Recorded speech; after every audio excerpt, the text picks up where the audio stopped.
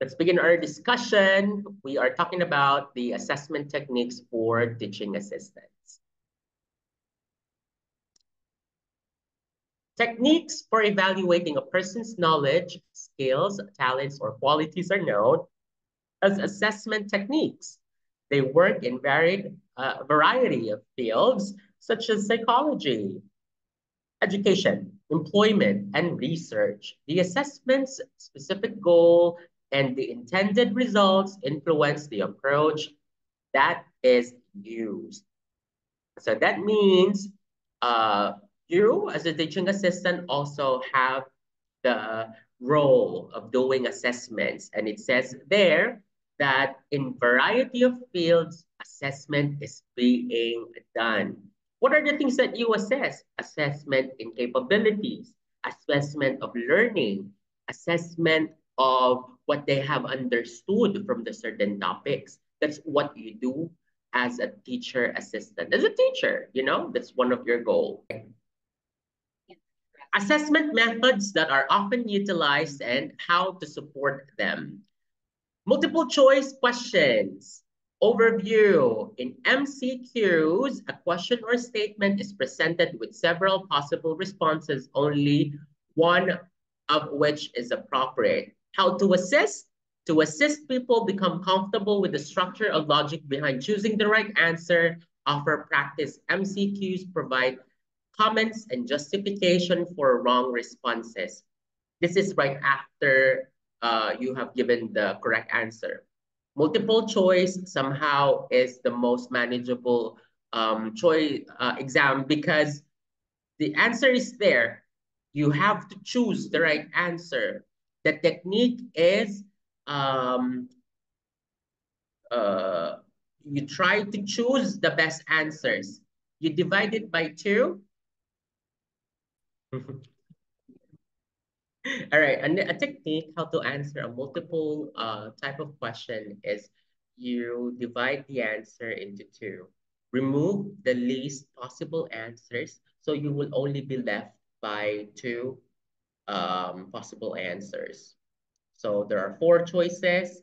Delete the two least possible answer, and then the most options or most possible answers, you will leave it. So you will only be left by two choices, and that will make your uh, um, answering easier.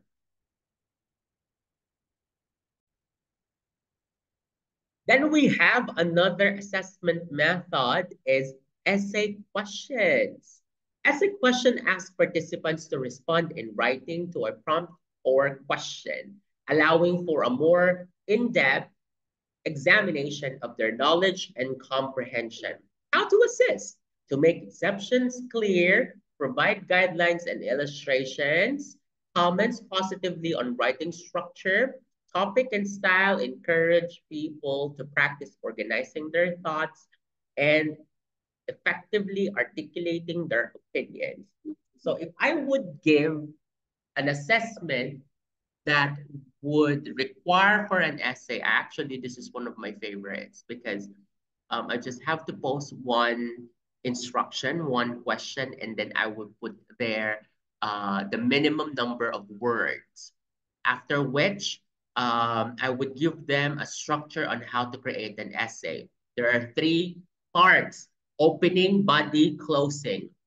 In the opening, that is where you put um, somehow the definition of the topic. In the body, that will be the supporting details. And on the closing, that's where you cap it, or that's where you summarize, or that's where you put the gist of what you are explaining in your essay. So that is essay question. Then we have practical assessments. Examining practical abilities or performance under actual circumstances. They might be technical undertaking, creative production, or laboratory experiments. How to assist? Give precise direction and examples, provide chances for training and frank criticism. Break up difficult activities into smaller, more doable parts, encourage self-analysis for accomplishments and opportunities for development.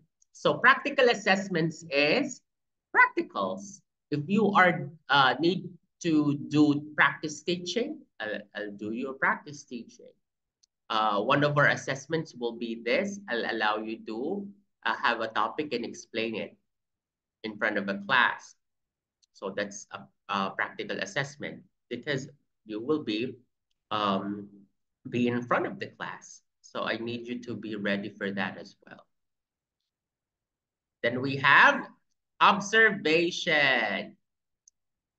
Observation entails closely observing and evaluating a person's behavior, interaction, or performance in present, frequently in unstructured or natural environments.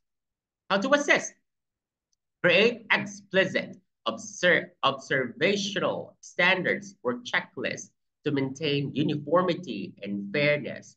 Train observers specifically specify what to look for and how to properly record observations, which each person go through observation, emphasizing both good points and need for improvement. Okay, so C, observation is allowing your students to learn from someone's activity, learn from someone's practicals, or learn from someone's um, behavior. It says here, classic um, sample of this would be immersion. So say, for example, you will be a teaching assistant for a person with determination. You will observe first. You will study what is another teaching assistant is doing. So you will take notes from what that person is doing, right? Self-assessments. Overview, self-assessments enable people to judge their own expertise, abilities, or qualities. They promote self-reflection and awareness. I love this self-assessment because um, it's a different level because you have an understanding of what's wrong and what's right when it comes to certain um, subject matter that you are testing, right? You already know what to do. Then you have probably you check, um, there's a self-reflection. Probably it's something that you have done before, but a different case, right? Let's put it in a practice that children are learning how to dance, dance a certain cultural performance. So if they will try it this time, and it is a new like type of dance, they have probably danced before, and then they will check themselves. Ah, I think it's not my expertise to dance hip hop. It's like a self-assessment because they've tried it. A teacher will teach them how to dance cultural dance.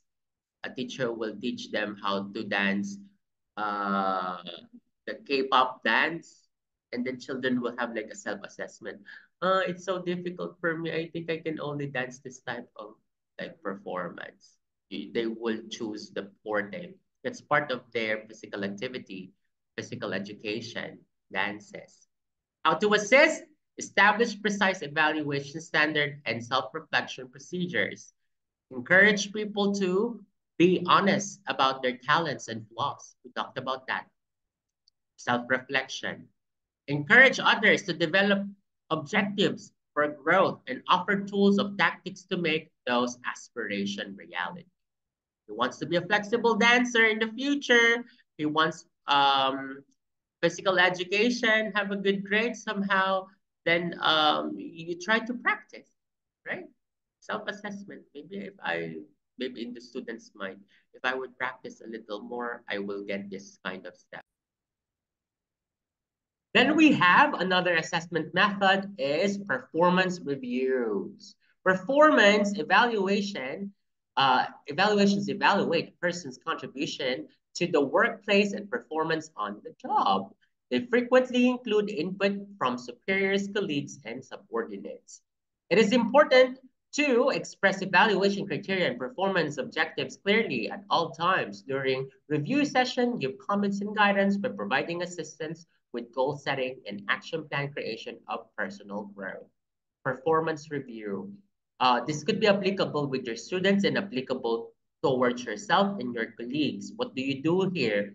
Performance includes key indicators, your attendance, your frequent of submission, how often do you submit your homework, your worksheets, your activities, how much do you participate. Those are your performance.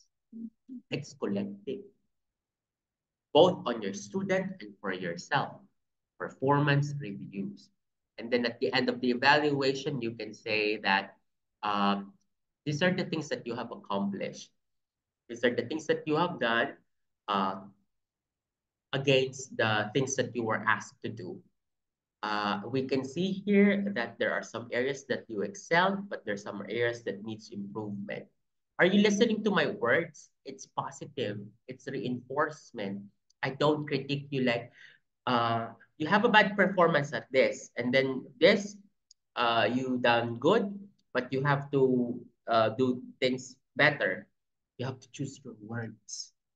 If you are talking to your colleague, if you're talking to your students, positive scripting, and try to know the words that will not hurt or that will not be negative towards the listener or the person that you're talking to, right?